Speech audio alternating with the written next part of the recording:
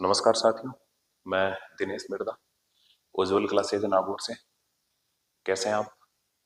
आशा करता हूँ कुशल मंगल होंगे, बढ़िया तरीके से नोट्स बना रहे होंगे। एक चीज हाँ, आपको वीडियो संख्या के हिसाब से ज्यादा लग रहे होंगे, लेकिन ध्यान कर लें, स्टार्टिंग के जो मेरे वीडियो थे 10-10 मिनट के, 15-15 मिनट के, ऐसे ही वीडियो थे। और मंदिर टॉपिक है तो मैंने पूरे डिटेल में मंदिर पढ़ाया है, साथ में बहुत सारी बातें भी की है। तो हो सकता है थोड़ा सा टाइम लगे।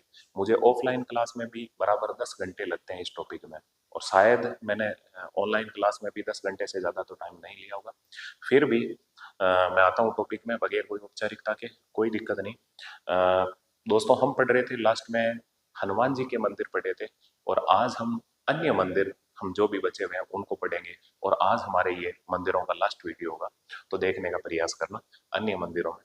हम देखते हैं भैया, एक है भैया रघुनाथ जी का मंदिर।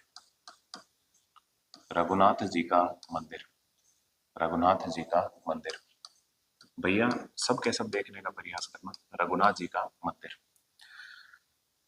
एक बार देखें, ये जो रघुनाथ जी हैं, मैं इन्हीं की बात कर लेता हूँ। देखो, सबसे पहले ये रघुनाथ जी का मंदिर है, ये कौन से स्थान पर है? तो आप जानते हो दोस्तों, रघुनाथ जी का मंदिर कहाँ पड़ता है भैया? झुंझुनू।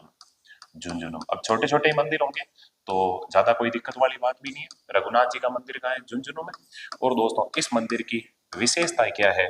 तो दिमाग में रखना दोस्तों, इसमें इसमें भगवान श्री राम, भगवान श्री राम व लक्ष्मण की, लक्ष्मण की मूंछ वाली, मूंछ वाली प्रतिमा स्थित है। प्रतिमा स्थित है, स्थित है। दिमाग में रखना दोस्तों, भगवान श्री राम और लक्ष्मण की मूंछ वाली प्रतिमा है। दोस्तों, एकमात्र ऐसा मंदिर है जिसमें भगवान श्री राम के और लक्ष्मण जी के, ध्यान कर दोस्तों, मूंछ है।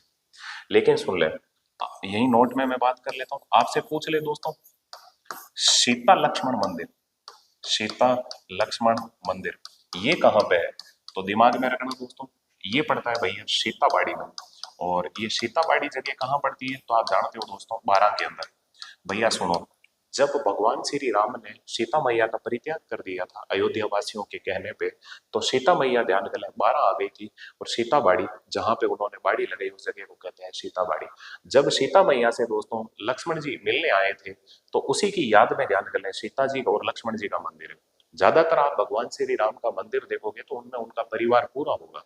जैसे दोस्तों, भगवान श्री राम, सीता मैया, लक्ष्मण जी, और उन्हीं के चरणों में बैठे हैं हनुमान जी। लेकिन इस मंदिर में केवल सीता जी और लक्ष्मण जी की प्रतिमा है। ऐसे ही ध्यान कर ले, केवल अकेले लक्ष्मण जी की प्रतिमा वाला मंदिर। तो ध्यान करना दोस्तों, आपसे पूछ ले, लक्ष्मण मंदिर, खाली लक्ष्मण जी का मंदिर, लक्ष्मण मंदिर जिसमें लक्ष्मण जी की अकेले की प्रतिमा है, तो वो कहाँ होगा दोस्तों? भरतपुर। भरतपुर। अभी हम डिटेल में बात कर लेंगे इन मंदिरों की। तो जो भी हो, तो दिमाग में रखना दोस्तों, अन्य मंदिरों में हमने आज लिया है दोस्तों रघुनाथ जी का मंदिर। कभी कभार ऐसे पूछ ले दोस्तों, भगवान श्री राम और लक्ष्मण की दोस्तों मूंछ वाली प्रतिमा वाला मंदिर कौन सा है? तो दोस्तों रघुनाथ जी का मंदिर, जो का है दोस्तों? झुंझुनू। तो अन्य मंदिरों में एक मंदिर हमने कंप्लीट कर लिया। इसके बाद में हम देखते हैं, ध्यान करना दोस्तों, एक मंदिर है, उसका नाम है भैया सप्त गौ माता मंदिर। सात गौ माता का सप्त गौ माता मंदिर। दोस्तों, छोटे छोटे मंदिर हैं, इनकी थोड़ी थोड़ी बातें मैं कंप्लीट करने का प्रयास करूंगा। सप्त गौ माता मंदिर कौन से स्थान पर है? तो आप जानते हो दोस्तों, ये मंदिर पड़ता है भैया रेवासा गांव। और आप भली भांति जानते हैं दोस्तों, रेवासा गांव कहाँ पड़ता है भैया? सीकर में। सीकर जिले में रेवासा गांव है। वहीं दोस्तों सात गौ माता का मंदिर है, सप्त गौ माता का मंदिर है। और दोस्तों सुन ले, ये रेवासा है तो आपको खुद को पता होना चाहिए भैया, जीण माता का मंदिर। जीण माता का मंदिर, हम लोग देवियां टॉपिक पढ़ेंगे, वहां और चर्चा करेंगे। तो जीण माता का मंदिर भी कहाँ है भैया? रेवासा गांव। और रेवासा गांव आप जानते हो दोस्तों कहाँ पड़ता है भैया? सीकर में। भैया सुन ले, जीण माता को दोस्तों बचपन का नाम क्या था? जीवनी बाई। और जीण माता को दोस्तों और क्या कहते हैं? मधुमक्खियों वाली देवी। जीण माता को दोस्तों, ध्यान के लिए, लोकगीतों में क्या कहते हैं? भूरा की रानी। भूरा की रानी। और देवी देवताओं में सबसे लंबा लोकगीत किसका है भैया? जीण माता का। जीण माता का। लेकिन लोक देवताओं में सबसे लंबा गीत किसका है? रामदेव जी का। खैर, ये हम आगे बातें करेंगे। देखो दोस्तों, और मैं बात कर लेता हूं, ये जो रेवासा गांव है क्यों प्रसिद्ध है? एक तो जीण माता का मंदिर है, और दोस्तों आपसे पूछ ले, राजस्थान में रसिक संप्रदाय की प्रमुख पीठ। आगे आप पढ़ोगे दोस्तों संत संप्रदाय, और संत संप्रदाय में आप पढ़ोगे, ध्यान करना दोस्तों, रामानुज संप्रदाय, जिसे दोस्तों रामानुज संप्रदाय में भगवान श्री राम की भक्ति होती है, इसी कारण उसे क्या कहते हैं? रामावत संप्रदाय। और दोस्तों रामानुज संप्रदाय या रामावत संप्रदाय को दोस्तों उत्तरी भारत में फैलाने वाले कौन थे दोस्तों? तो रामानंद जी। इसी कारण दोस्तों इसे क्या कहते हैं? रामानंदी संप्रदाय। इसी रामानंदी संप्रदाय या रामानुज संप्रदाय या रामावती संप्रदाय की एक ब्रांच निकली, और जिसे कहते हैं दोस्तों रसिक संप्रदाय। तो राजस्थान के अंदर दोस्तों रसिक संप्रदाय की प्रमुख पीठ, रसिक संप्रदाय की प्रमुख पीठ। तो राजस्थान में दोस्तों रसिक संप्रदाय की प्रमुख पीठ, रसिक संप्रदाय की प्रमुख पीठ। तो दिमाग में रखना दोस्तों, राजस्थान में जो रसिक संप्रदाय है इसकी प्रमुख पीठ की बात करता हूं, हल्का सा देखने का प्रयास करें। तो राजस्थान में रसिक संप्रदाय की प्रमुख पीठ दोस्तों कहां है? तो आप बताओगे दोस्तों रेवासा गांव, रेवासा गांव। और ये रेवासा गांव कहां पड़ता है? तो आप भली भांति जानते हो दोस्तों, सीकर में। भैया सुन ले, यहाँ रेवासा गांव के अंदर ध्यान कर लें दोस्तों, जो रसिक संप्रदाय है, तो आपको पता होना चाहिए दोस्तों इस रसिक संप्रदाय के संस्थापक कौन थे। आगे संत संप्रदाय में पढ़ोगे आप, तो ध्यान करना दोस्तों, उनका नाम क्या था भाई? अग्रदास जी, अग्रदास जी। अग्रदास जी नामक एक संत हुए थे, जिन्होंने दोस्तों रेवासा गांव सीकर के अंदर रसिक संप्रदाय की स्थापना की थी। याद रख लोगे ना? और रसिक संप्रदाय में ध्यान कर ले दोस्तों, भक्ति, किसकी भक्ति होती है? तो आप बताओगे दोस्तों भगवान श्री राम की माधुर्य भाव से, भगवान श्री राम की माधुर्य भाव से, बिल्कुल प्रेम भाव से, माधुर्य भाव से। याद रख लोगे क्या? माधुर्य भाव से। लेकिन आपसे पूछ ले, ये जो रसिक संप्रदाय है ना भैया, ये रसिक संप्रदाय ये किसका उप संप्रदाय है? दिमाग में रखना दोस्तों, रसिक संप्रदाय है, ये किसका उप संप्रदाय है? उप संप्रदाय। ये सम संप्रदाय की बातें थी, मैं यहाँ पे ऐसे ही कर रहा हूँ ताकि तुम्हारे दिमाग में रहे। तो देखो दोस्तों, ये जो रसिक संप्रदाय है ना, ये किसका उप संप्रदाय है? तो आपको पता होना चाहिए दोस्तों, एक संप्रदाय है जिसका नाम है दोस्तों रामानुज। रामानुजाचार्य ने एक संप्रदाय चलाया जिसका नाम क्या है? रामानुज। इसमें दोस्तों राम की भक्ति होती है, इसी कारण इसे कहते हैं दोस्तों रामावत संप्रदाय। और दोस्तों रामानुजी या रामावत संप्रदाय को उत्तरी भारत में फैलाने वाले, जन जन तक फैलाने वाले रामानुज के शिष्य हुए, जिनका नाम क्या है दोस्तों? रामानंद। इसी कारण इसे कहते हैं रामानंदी संप्रदाय, रामानंदी संप्रदाय। भैया आप समझे, वापिस देखें। देखो एक संत हुए थे जिनका नाम था रामानुजाचार्य, उन्होंने संप्रदाय चलाया जिसका नाम क्या है? रामानुज संप्रदाय। इसी रामानुज संप्रदाय में राम की भक्ति होती है, इसी कारण इसे कहते हैं रामावत संप्रदाय। रामानुज संप्रदाय या रामावत संप्रदाय को जन जन तक फैलाने वाले इन्हीं रामानुजाचार्य के एक शिष्य हुए थे जिनका नाम था रामानंद। इसी कारण इस संप्रदाय को क्या कहते हैं? रामानंदी संप्रदाय। एक ही बात है भैया, रामानुज, रामावती या रामानंदी संप्रदाय, इसी की एक ब्रांच निकली जिसका नाम है रसिक संप्रदाय। और आप जानते हो दोस्तों, ये जो रसिक संप्रदाय है ना, इसकी प्रमुख पीठ कहाँ है? तो रेवासा गांव सीकर में।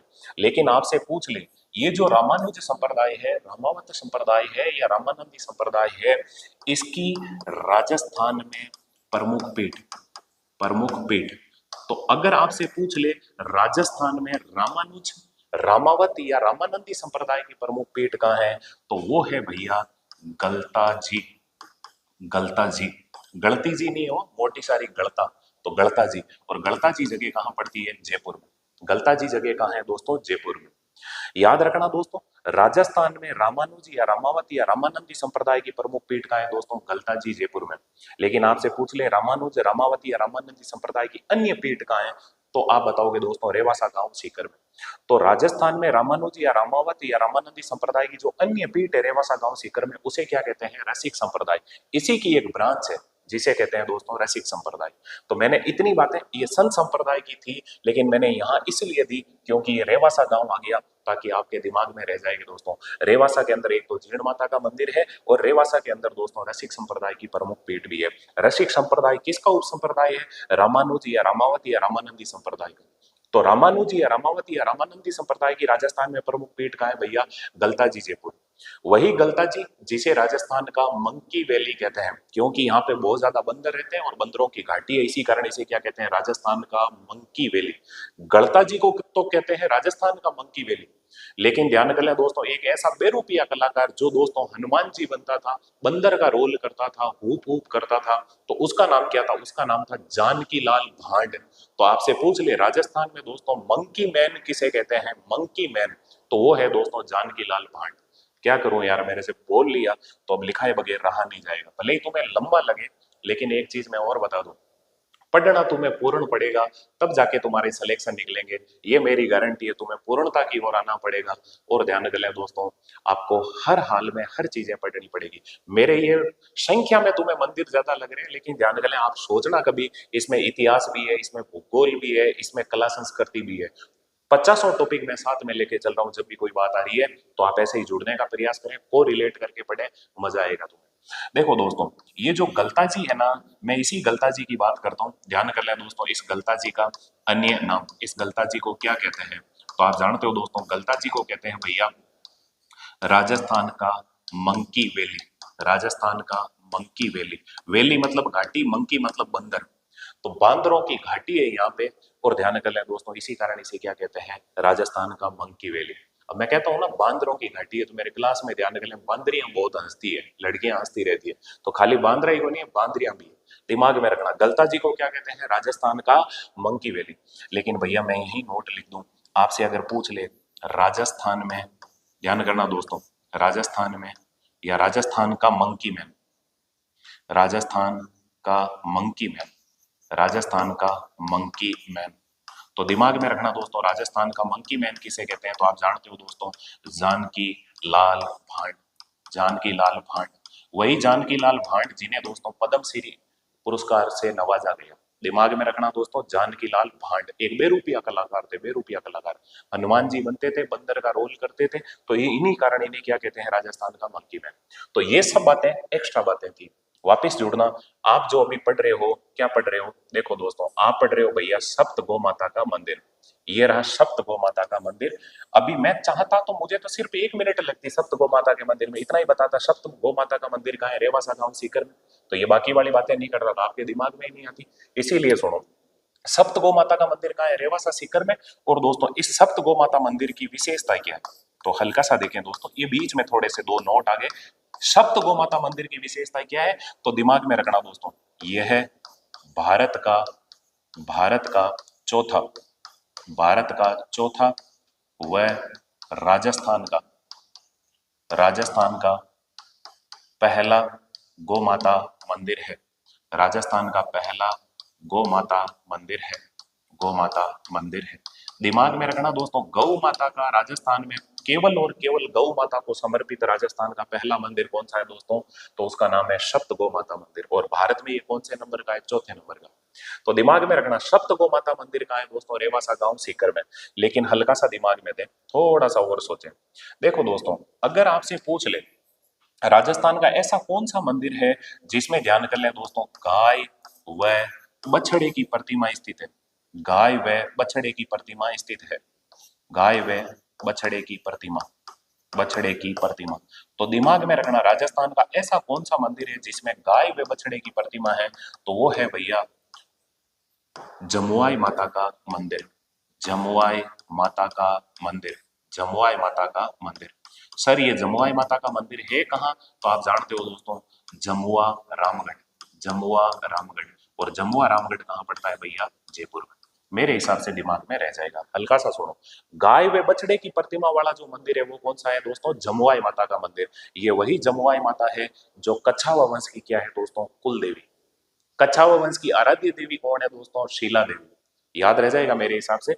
लेकिन दोस्तों आपसे पूछ ले, सप्त गौ माता मंदिर ध्यान कर लें, वो कहाँ है दोस्तों, रेवासा गांव सीकर।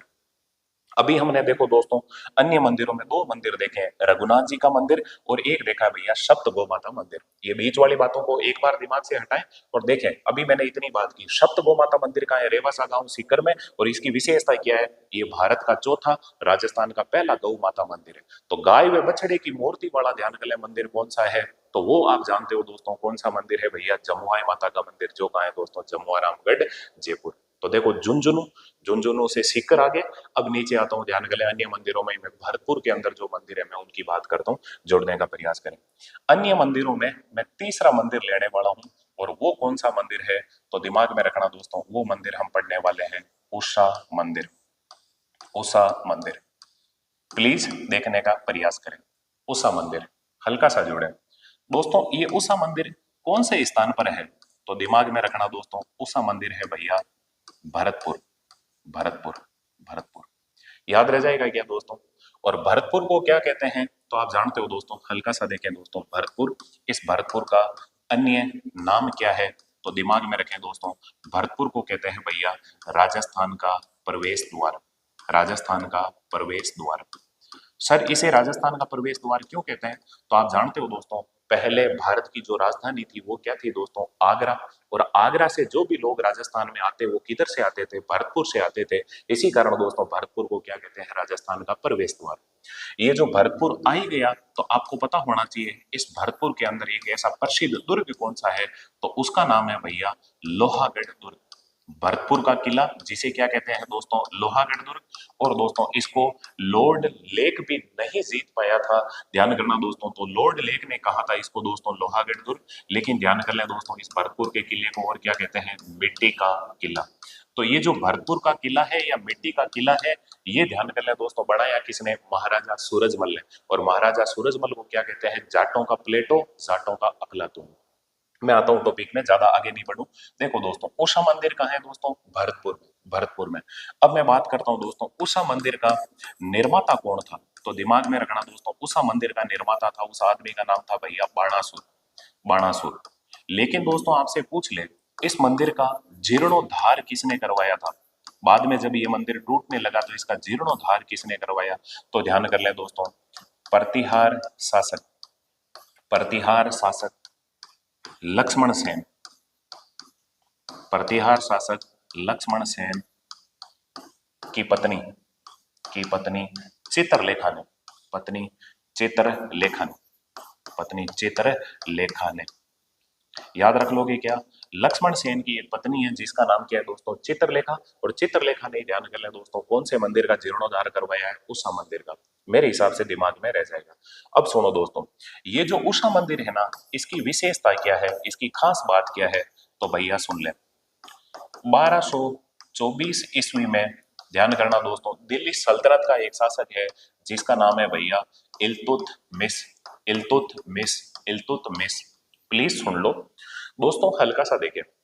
आप जानते हो दोस्तों दिल्ली सल्तनत काल का जो समय है 1206 ईस्वी से लेकर 1526 ईस्वी तक है।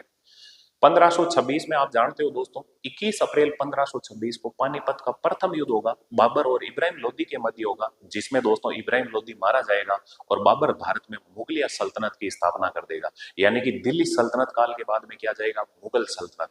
लेकिन सोचो, दिल्ली सल्तनत काल की बात कर रहा हूं तो इसमें कितने वंश थे, 5। पहला वंश था गुलाम वंश, दूसरा था खिलजी वंश, तीसरा था दोस्तों लोधी, मतलब सॉरी, पहला गुलाम वंश, दूसरा खिलजी वंश, तीसरा तुगलक वंश, चौथा सैयद वंश और पांचवा लोधी वंश। ये जो लोधी वंश है ना, इसका अंतिम शासक था दोस्तों इब्राहिम लोदी, जिसको 21 अप्रैल 1526 को पानीपत के प्रथम युद्ध में दोस्तों मौत के घाट किसने उतारा, बाबर ने।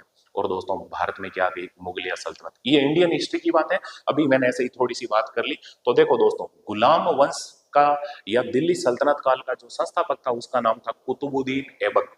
कुतुबुद्दीन ऐबक। लेकिन दोस्तों कुतुबुद्दीन ऐबक ने दिल्ली को राजधानी नहीं बनाया था, उसने दोस्तों लाहौर को ही राजधानी बनाया था। और आप जानते हो दोस्तों, लाहौर में चौगान या पोलो खेलते समय घोड़े से गिरने के कारण मृत्यु किसकी हो गई थी दोस्तों, कुतुबुद्दीन ऐबक की। तो दिल्ली सल्तनत काल का संस्थापक तो कौन है दोस्तों, कुतुबुद्दीन ऐबक। लेकिन दिल्ली सल्तनत काल का वास्तविक संस्थापक कौन है, वो है दोस्तों इल्तुतमिश। दोस्तों दिल्ली में बनी हुई है कुतुब मीनार। कुतुब मीनार को बनाना स्टार्ट किया था कुतुबुद्दीन ऐबक ने, लेकिन दोस्तों कुतुब मीनार को पूर्ण किसने किया था, इल्तुतमिश ने। ये वही इल्तुतमिश है जिसने अपना उत्तराधिकारी दोस्तों अपनी बेटी रजिया सुल्तान को बनाया था। थोड़ी बातें बता दी ताकि दिमाग में रहे, ज्यादा बात नहीं कर रहा। तो सुनो, 1224 ईस्वी में इल्तुतमिश ने इस मंदिर को तोड़वा कर तोड़वा कर मस्जिद में तब्दील किया। मंदिर को तुड़वाकर मस्जिद बनवाया, मस्जिद बनवाया, बनवाए। अब आपसे कुछ भी सवाल पूछ ले, ध्यान कर लें दोस्तों, उषा मंदिर कहाँ है? भरतपुर में। या उषा मस्जिद कहाँ है? तो भी कहाँ बताओगे दोस्तों? भरतपुर में। मेरे हिसाब से आपके दिमाग में रह जाएगा। तो अन्य मंदिरों में ध्यान करना दोस्तों, अभी तक हमने ध्यान कर लिया दोस्तों, 3 मंदिर पढ़े हैं। सबसे पहले पढ़ा है दोस्तों रघुनाथ जी का मंदिर, जो कहाँ था? झुंझुनू में। इसके बाद में पढ़ा है दोस्तों सप्त गो माता मंदिर, जो कहाँ है दोस्तों? रेवासा गांव सीकर में। इसके बाद पढ़ा है दोस्तों उषा मंदिर, जो कहाँ है दोस्तों? भरतपुर। अब मैं बात करता हूं दोस्तों अन्य मंदिरों में, चौथा मंदिर में लेने का प्रयास करता हूं, हल्का सा जुड़ने का प्रयास करें। और वो जो चौथा मंदिर है वो कौन सा मंदिर है? तो वो मंदिर है भैया लक्ष्मण मंदिर। लक्ष्मण मंदिर आप समझ गए होंगे दोस्तों, लक्ष्मण मंदिर है तो जाहिर सी बात है भरतपुर में है। देखो दोस्तों लक्ष्मण मंदिर की मैं बात कर रहा हूं, सबसे पहले देखें दोस्तों लक्ष्मण मंदिर कौन से स्थान पर है? तो आप बताओगे भैया भरतपुर में। जैसे ही भरतपुर नाम आए आपके दिमाग में आना चाहिए दोस्तों राजस्थान का प्रवेश द्वार। और भरतपुर में किला कौन सा है दोस्तों? भरतपुर का किला, जिसे क्या कहते हैं? लोहागढ़ दुर्ग या मिट्टी का किला। बनाया किसने? महाराजा सूरजमल ने। याद रख लोगे ना। और महाराजा सूरजमल को क्या कहते हैं? जाटों का प्लेटो, जाटों का अफलातून।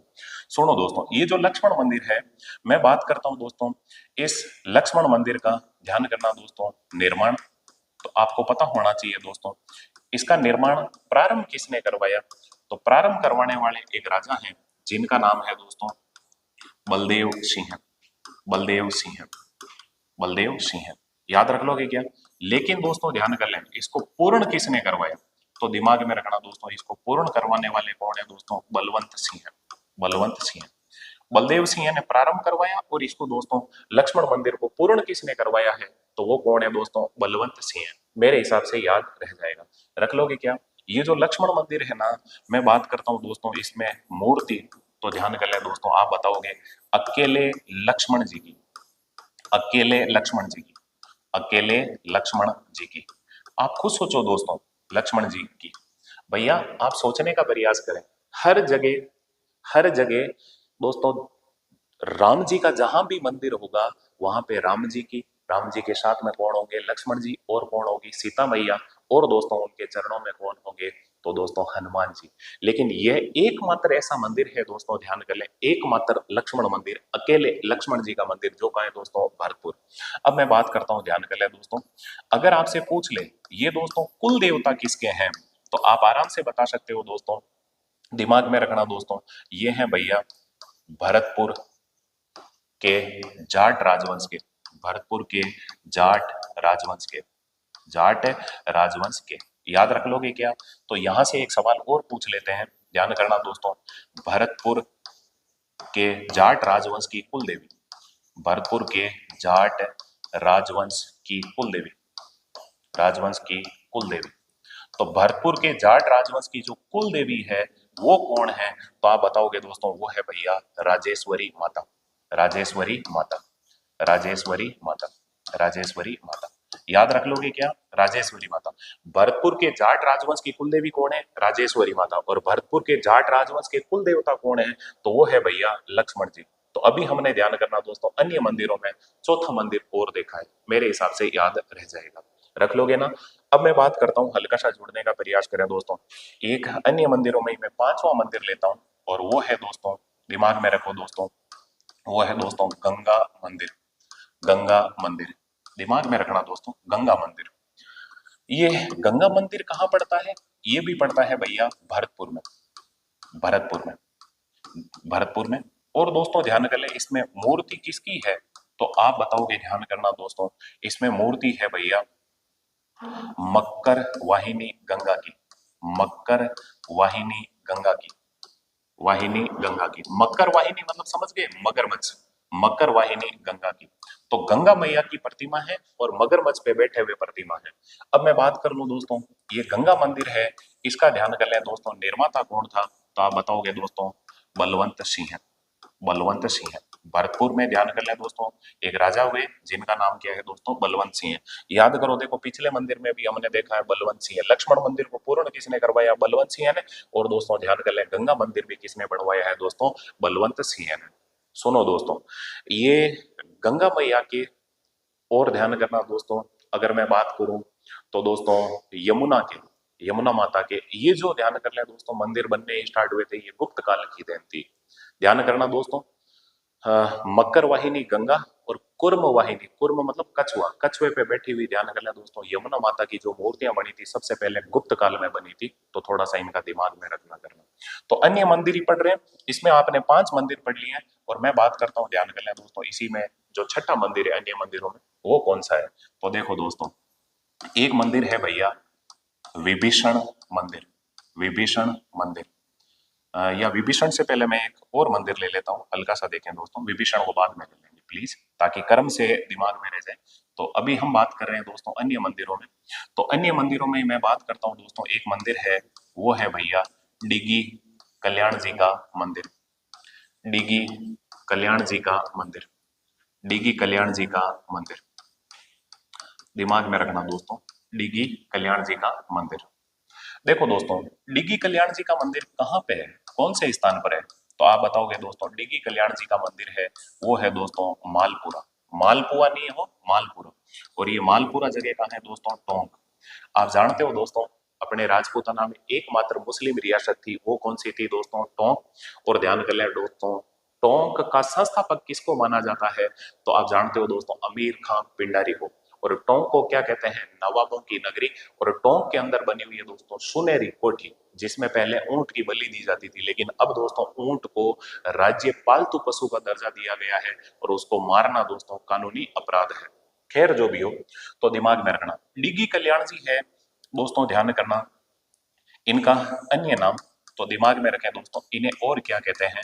तो दोस्तों सुन लें, अन्य नाम क्या है, क्या है और इन्हें कौन कहते हैं। तो डिगी कल्याण जी का अन्य नाम क्या है, तो इन्हें कहते हैं भैया कलह पीर, कलह पीर।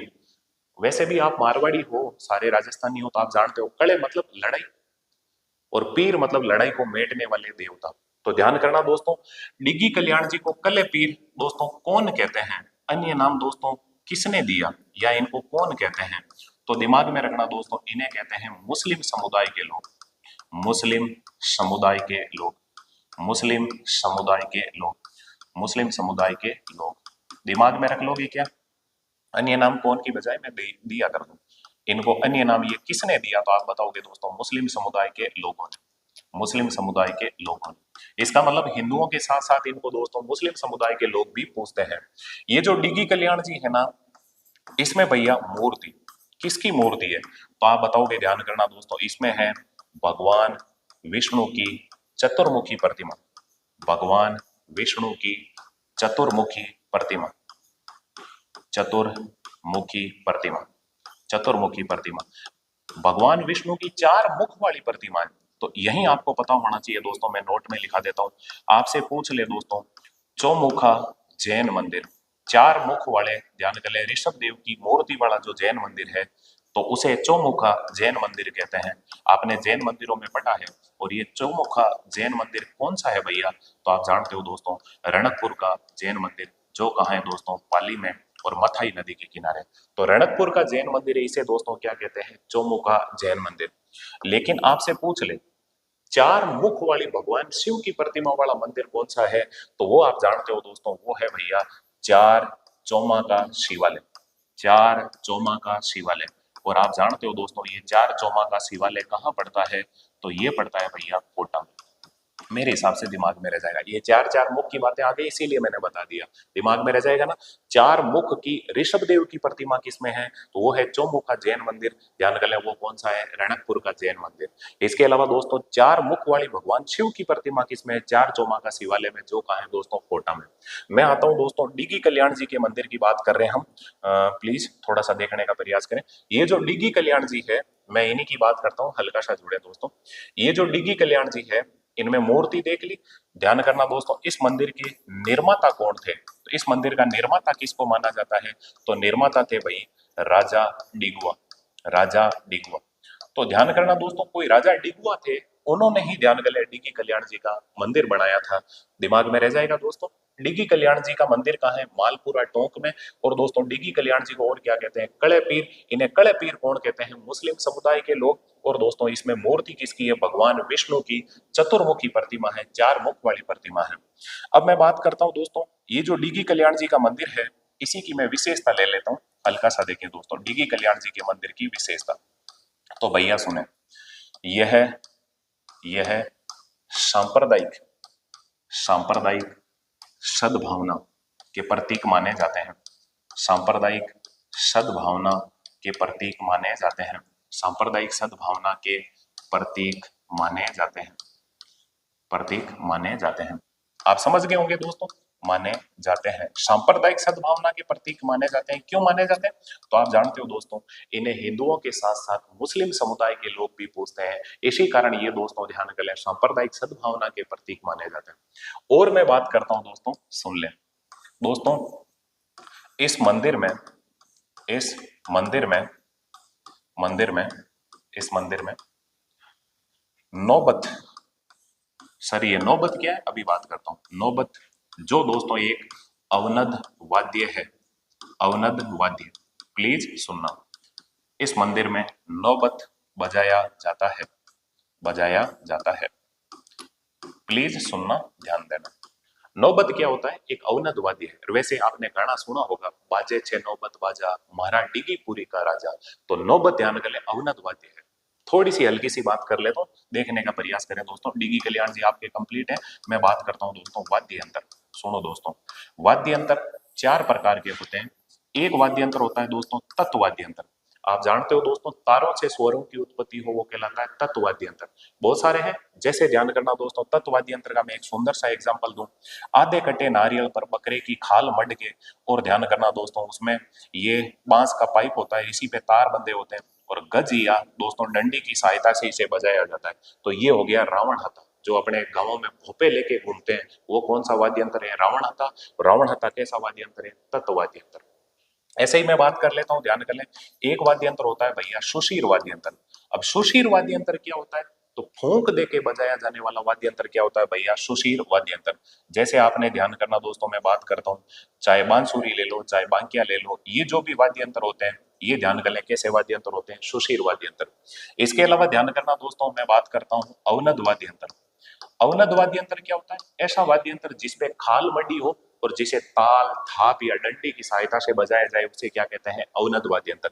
जैसे ध्यान करना दोस्तों, आप जानते हो दोस्तों भली भांति, ये जो ढोलक है या ढोल है, ये ध्यान कर ले दोस्तों कैसे वाद्य यंत्र होते हैं? तो आप बता दोगे दोस्तों, अवनद वाद्य यंत्र। ये नौबत क्या होते हैं? कुछ नहीं दोस्तों, मंदिरों के अंदर ध्यान करना दोस्तों, आपको पता होगा, ऐसे ध्यान कर ले दोस्तों, दो जोड़ी जो ढोल टाइप में रखे होते हैं, उन्हें क्या कहते हैं दोस्तों? नौबत। नौबत। तो दिमाग में रखना दोस्तों, दो जोड़ी होते हैं, ये ध्यान कर ले दोस्तों, इन्हें क्या कहते हैं दोस्तों? नौबत। कैसे वाद्य यंत्र है? अवनद। और एक वाद्य यंत्र होता है भैया घन वाद्य यंत्र। धातु से बना हुआ ऐसा वाद्य यंत्र जिसमें दोस्तों चोट लगने से लंबे टाइम तक घन घन की आवाज आती है, उसे क्या कहते हैं? घन वाद्य यंत्र। जैसे दोस्तों मंजीरा। आप जानते हो दोस्तों, मंजीरे धातु से ही बने हुए होते हैं। अब मेरे से चित्र बन नहीं पाएगा, दिमाग में रख लेना दोस्तों। ये जो मंजीरे होते हैं, ये ध्यान कर ले, आपस में टकराने से स्वरों की उत्पत्ति होती है। जैसे घुंघरू है ना, ये सारे के सारे मंदिर में दोस्तों, टंकोरा हो गया, है ना, तो जैसे दोस्तों ध्यान कर ले रमजोड़ हो गए, ये सारे के सारे कैसे वाद्य यंत्र होते हैं? घन वाद्य यंत्र। ऐसे ही मैं वाद्य यंत्र कभी आगे टॉपिक पढ़ाऊंगा तुम्हें, और मेरे ट्रिकली जो शॉर्ट बना रखे हैं उसी के हिसाब से मैं तुम्हें आराम से बता दूंगा। अभी ध्यान करना दोस्तों, तुम्हें ये मैंने इसलिए बात कर ली कि ये जो नौबत है, ये कैसा वाद्य यंत्र है? अवनद वाद्य यंत्र। तो भैया आप जो मंदिर देख रहे थे, अन्य मंदिर, उसमें आपने पढ़ा है, ध्यान करना दोस्तों, डिगी कल्याण जी का मंदिर। मेरे हिसाब से दिमाग में रह जाएगा, रख लोगे ना? अब मैं आता हूं, ध्यान कर ले दोस्तों, अगला अन्य मंदिरों में ही दोस्तों ध्यान करना, और वो मंदिर कौन सा है? 7 नंबर होगा। वो मंदिर है भैया विभीषण मंदिर। विभीषण मंदिर। विभीषण मंदिर। मैं बात कर लेता हूं दोस्तों विभीषण मंदिर की, दिमाग में रखो दोस्तों। ये विभीषण मंदिर कौन से स्थान पर पड़ता है? तो दिमाग में रखना दोस्तों, विभीषण मंदिर पड़ता है भैया कैथून। सर ये कैथून जगह कहां पड़ती है? ये जगह पड़ती है भैया कोटा। कोटा। अब दिमाग में आना चाहिए ये विभीषण कौन है? तो आप जानते हो दोस्तों, ये कौन था भैया? तो आपको भली भांति पता होगा दोस्तों, रावण का भाई। रावण का भाई। सुन ले दोस्तों, देखो दोस्तों, अपने ऐसी अलग अलग कहावतें चलती है कि भाई घर में कोई विभीषण पैदा हो जाता है ना, तो ध्यान कर ले दोस्तों, घर का सत्यानाश हो जाता है। हकीकत में रावण थोड़ी मरते अगर घर में विभीषण नहीं होता। विभीषण ने ही तो भेद दिया था घर का, कि हे राम जी, ये ऐसे मरने वाला नहीं है, इसकी नाभि के अंदर आप तीर मारोगे तब जाके ये मरेगा। तो घर का भेदी लंका ढाए, ये विभीषण के बारे में कहावत चलती है। लेकिन एक चीज सुन लें, जैसे भी थे विभीषण जी ने दोस्तों संगत अच्छे लोगों की थी। विभीषण जी ने संगत दोस्तों राम जी की, इसीलिए दोस्तों ये पूजनीय हो गए। और वहीं इन्हीं के भाई थे दोस्तों रावण, बहुत ज्ञानी गुणी पंडित था, लेकिन ध्यान कर लें दोस्तों रावण ने संगत राक्षसों की कर ली। ध्यान करना दोस्तों, दुराचारी व्यक्तियों की संगत कर ली, इसलिए दोस्तों रावण को बुरी मौत मरना पड़ा। और आज भी दोस्तों उस रावण को जलना पड़ता है। इसीलिए कहते हैं भैया, संगत अच्छों की करो। आप जैसे लोगों के साथ रहोगे वैसे आप बन जाओगे। तो संगत का विशेष ध्यान दें।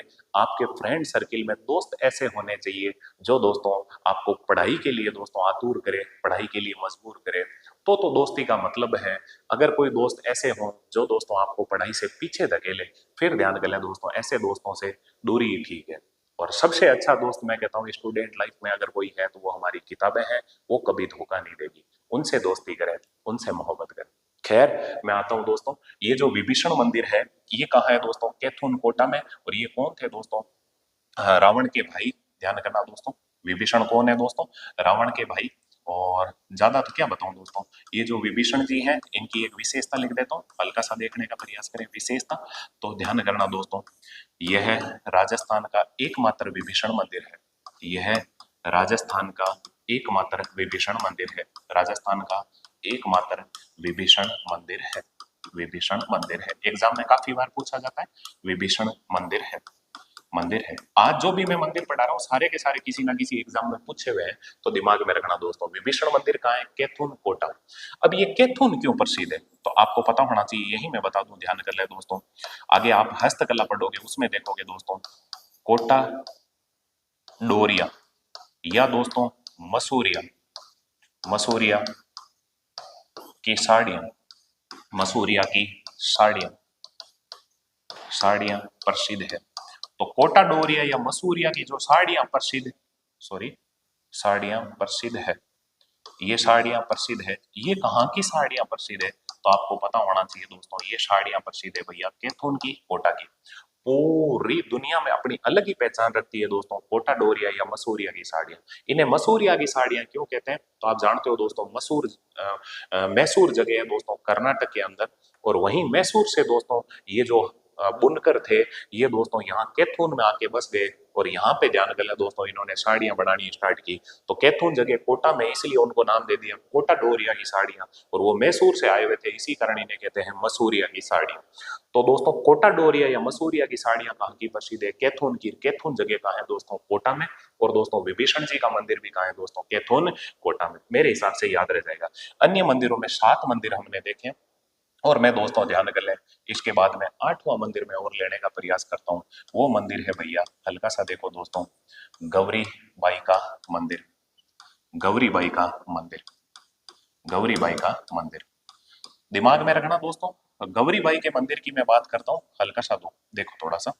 ये जो गौरी बाई का मंदिर है, इस गौरी बाई के मंदिर का अन्य नाम क्या है, इसे और क्या कहते हैं?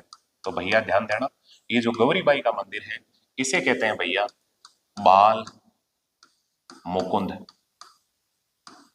बाल मुकुंद मंदिर। गौरी बाई के मंदिर को ही बाल मुकुंद मंदिर कहते हैं। तो आपको पता होना चाहिए दोस्तों, एक राजस्थान के हमारे स्वतंत्रता सेनानी थे जिनका नाम था, ध्यान करना दोस्तों, बाल मुकुंद बिसा। बाल मुकुंद बिसा, बाल मुकुंद बिसा। दिमाग में रखना दोस्तों, ये जो बाल मुकुंद बिसा थे, इन्होंने ध्यान करना दोस्तों जोधपुर जेल के अंदर दोस्तों लंबे टाइम तक भूख हड़ताल की, और भूख हड़ताल की वजह से इनका निधन हो गया था। ऐसे ही दोस्तों हमारे बंगाल के एक दोस्तों स्वतंत्रता सेनानी थे जिनका नाम था दोस्तों जतिन दास।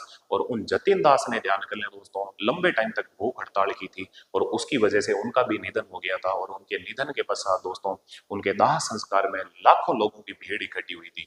जैसे जतिन दास ने भूख हड़ताल के कारण दोस्तों अपने प्राण त्यागे थे, वैसे ही बाल मुकुंद बिसा ने दोस्तों जेल के सिस्टम के खिलाफ, ध्यान करना दोस्तों, भूख हड़ताल की, जिससे इनका निधन हुआ। इसी कारण दिमाग में रखना दोस्तों, ये जो बाल मुकुंद बिसा है इनका अन्य नाम क्या है तो आपको पता होना चाहिए। बाल मुकुंद बिसा को कहते हैं भैया राजस्थान का जतिन दास, राजस्थान का जतिन दास। क्या पता तुम्हारे एग्जाम के अंदर, ध्यान कर लें दोस्तों, कहीं से भी क्वेश्चन पूछ ले और दोस्तों ध्यान कर लें ये तुम्हारी पढ़ाई सार्थक साबित हो जाए।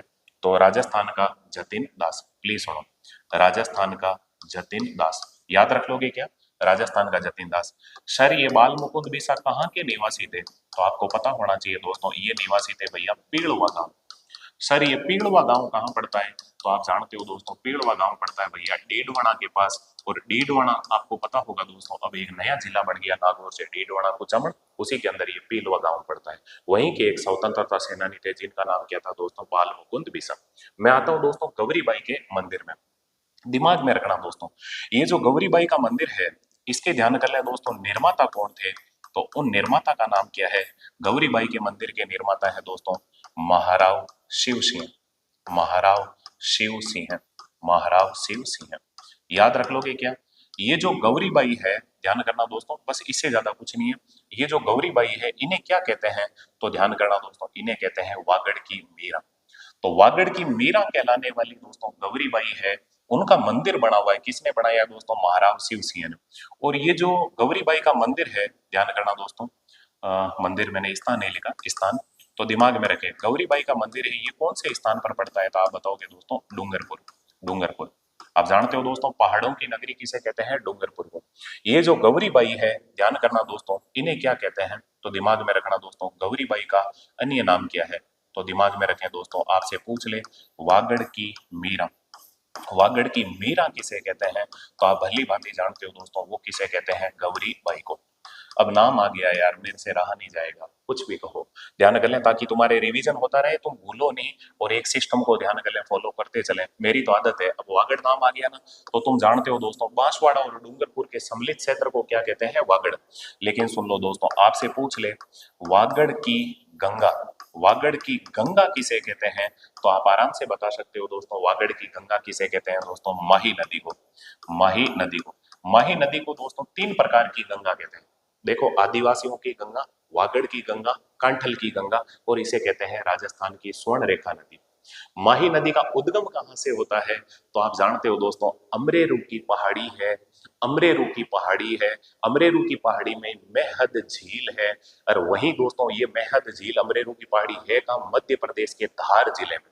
तो देखो दोस्तों, अमरेरू की पहाड़ी, मेहद झील से दोस्तों एक धार निकलती है, वो राजस्थान के माही आती है और राजस्थान को खंडा करती है, यानी कि राजस्थान में प्रवेश कहां करेगी, खांडू गांव बांसवाड़ा।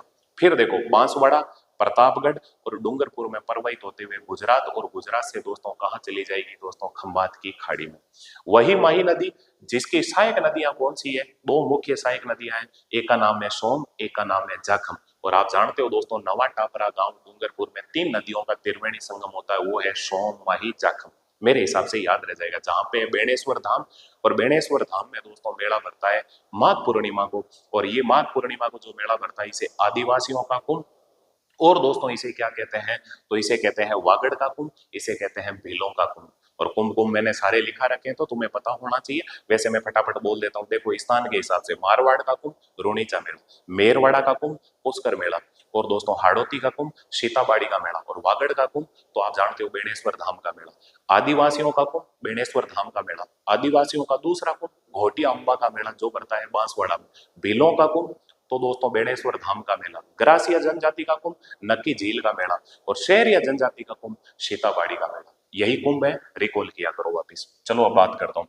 देखो दोस्तों, वागड़ की गंगा, माही नदी, लेकिन आपसे पूछ ले, दिमाग में रखना दोस्तों, हल्का सा देखो, आपसे पूछ ले दोस्तों, वागड़ का गांधी, वागड़ का गांधी, प्लीज देखें, वागड़ का गांधी, तो आप जानते हो ना दोस्तों, वागड़ का गांधी किसे कहते हैं भैया, वागड़ का गांधी कहते हैं भैया भोगीलाल पांड्या को, भोगीलाल पांड्या, मेरे हिसाब से याद रह जाएगा। और आपसे पूछ ले दोस्तों, वागड़ बा किसे कहते हैं, वागड़ बा, वागड़ बा, ये भोगीलाल पांड्या की लुगाई है, और उनका नाम क्या है दोस्तों, मणिबहन पांड्या, मणिबहन पांड्या, मणिबहन पांड्या। याद रख लोगे क्या, मेरे हिसाब से दिमाग में रह जाएगा, रख लोगे ना, तो आराम से याद रह जाएगा दोस्तों, ये वागड़ वागड़ वागड़। अब मेरा आपसे एक सवाल है दोस्तों, वागड़ का वैभव किसे कहते हैं, वो मुझे कमेंट बॉक्स में लिखकर जरूर बताओ। चलो ये हमने ध्यान करना दोस्तों, अन्य मंदिरों में 8 मंदिर देखे, एक दो मंदिर और है, मैं उनकी बात करता हूँ, जोड़ने का प्रयास करें।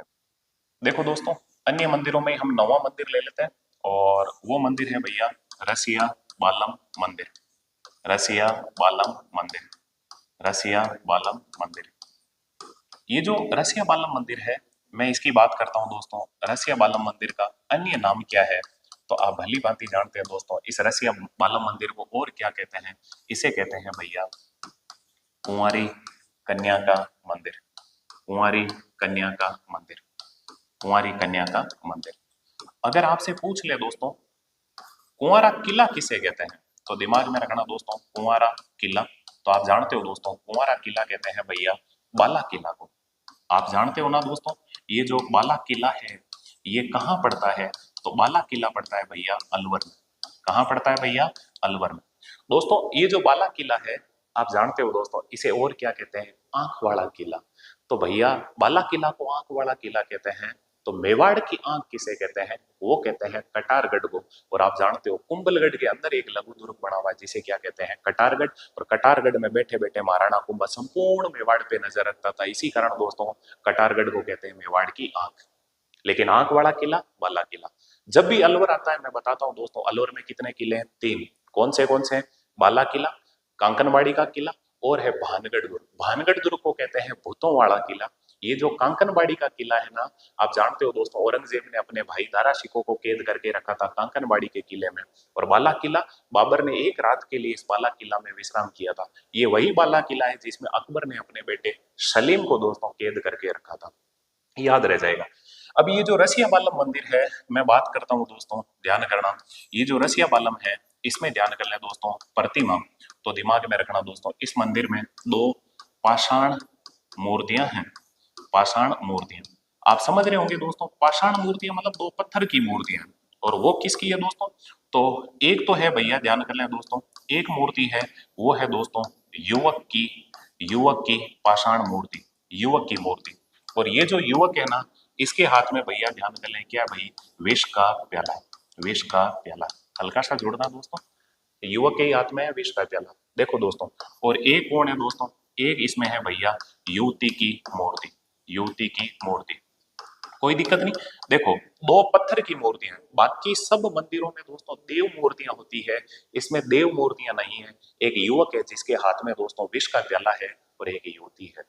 और दोस्तों इस मंदिर की मैं विशेषता की बात करूं तो दिमाग में रखना दोस्तों, यह एक यह एक प्रेम प्रासंगिक मंदिर है। यह एक प्रेम प्रासंगिक मंदिर है, प्रासंगिक मंदिर है, प्रासंगिक मंदिर है। दिमाग में रखना दोस्तों, प्रेमी प्रेमिकाएं यहाँ जाते हैं। और दोस्तों ध्यान कर लें, प्रेम प्रासंगिक मंदिर है वो कौन सा है दोस्तों? रसिया बालम मंदिर। अगर आपसे पूछ ले दोस्तों, ध्यान कर लें, ये रशिया है, रशिया, ये ध्यान कर लें दोस्तों, रसिया लोकगीत ये दोस्तों किस क्षेत्र में गाए जाते हैं? रसिया लोकगीत। तो आप बताओगे, ध्यान कर लें दोस्तों, ब्रज क्षेत्र में, ब्रज क्षेत्र में। तो ब्रज क्षेत्र में गाए जाने वाले लोकगीत को क्या कहते हैं भैया? रसिया। और रसिया कुछ नहीं है, भगवान कृष्ण के गीत हैं दोस्तों, गीतों का समूह है, उन्हें क्या कहते हैं? रसिया। लेकिन आपसे पूछ ले रसिया बालम मंदिर कहाँ है, तो वो कहाँ बताओगे दोस्तों? आप आराम से बता सकते हो दोस्तों। मैंने स्थान नहीं बताया क्या? तो देखो दोस्तों स्थान, ये कौन से स्थान पर है? तो रसिया बालम मंदिर है वो है भैया माउंट आबू। और माउंट आबू जगह आप जानते हो दोस्तों कहाँ पड़ती है भैया? सिरोही में। माउंट आबू सिरोही। तो सिरोही जिले में ध्यान कर ले माउंट आबू जगह है। और वहां पे ध्यान कर ले दोस्तों एक मंदिर है जिसका नाम क्या है दोस्तों? रसिया बालम मंदिर। याद रख लोगे ना दोस्तों, सिरोही के अंदर ही है। अब सुनो दोस्तों, 2 मंदिरों की मैं छोटी छोटी मंदिर है केवल ऐसे ही बात कर देता हूँ, केवल नाम नाम आपको याद रखना है। अन्य मंदिरों में सिरोही के अंदर और कौन सा मंदिर है? तो आप जानते हो दोस्तों, एक मंदिर है भैया गुरु वशिष्ठ का मंदिर, गुरु वशिष्ठ का मंदिर, गुरु वशिष्ठ का मंदिर। आप जानते हो दोस्तों वही गुरु वशिष्ठ जिन्होंने दोस्तों यहाँ पे एक यज्ञ किया था। और कहते हैं कि भाई उसी यज्ञ से, ध्यान कर लें दोस्तों, 4 योद्धा दोस्तों पवित्र होकर निकले थे। और वो 4 योद्धाओं से 4 जातियां बनी थी राजपूतों के अंदर। वो कौन है? चाचा और पापा, चौहान चालुक्य, प्रतिहार परमार। खैर जो भी हो, लेकिन आपसे पूछ ले ये गुरु वशिष्ठ मंदिर कौन से स्थान पर है? तो दिमाग में रखना दोस्तों, ये पड़ता है भैया माउंट आबू।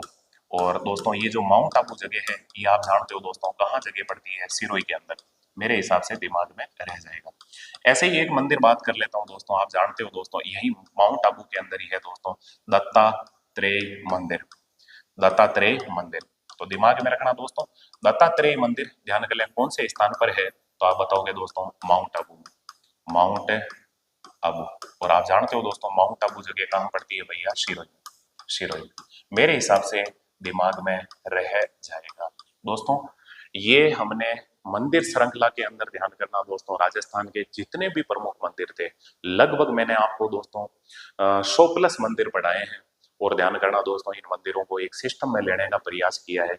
और एक मैं इतनी बात और बता दूं, लगभग 10-1 मिनट का मैं जितने भी मंदिर हैं आज तक जो मैंने पढ़ाए हैं वो मैं तुम्हें जिलों के हिसाब से मैं बता दूंगा। ध्यान करना दोस्तों, जैसे गजानन जी के मंदिर, फिर दोस्तों हमने पढ़े थे जैन मंदिर, फिर हमने पढ़े थे नाथ संप्रदाय के मंदिर, फिर भगवान शिव के मंदिर। तो ऐसे जैसे जैसे हमने मंदिर पढ़े थे उसी हिसाब से केवल मंदिर का नाम और स्थान, ये एक मैं छोटा सा वीडियो बनाऊंगा जिसमें आपका सारा सार रूप आ जाएगा। और वो सभी वीडियो का दोस्तों की वीडियो होगा, वो मैं जल्दी एक वीडियो आपको दे दूंगा। ओके दोस्तों, आपने मुझे इतना झेला इसके लिए बहुत बहुत धन्यवाद, शुक्रिया। मुखातिब होंगे कल। Thank you.